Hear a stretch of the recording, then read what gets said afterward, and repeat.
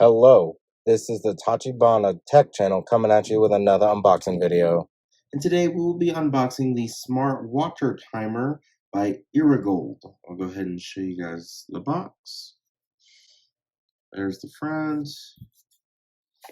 There's the left side. Here's the back. There's the left, the top, and the bottom. So this setup is actually pretty nice, 4 steps. It's nice having powerful control with an app. You can see here, I'm assuming it's pretty basic, yeah.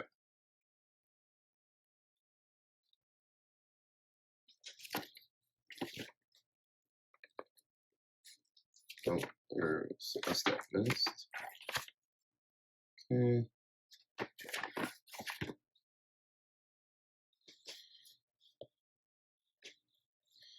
So we had to do this one because the last one was Bluetooth enabled and required that you be really close to your phone. Like you couldn't control the hose faucet timer remotely, like outside of your house. So this Wi-Fi hub with the app is a lot more powerful. And here is the hub. Pretty small, pretty light. Here is the hose connector. And here is the timer itself. You put this, connect this to the faucet, and then the hose goes here. And that's where you put your batteries.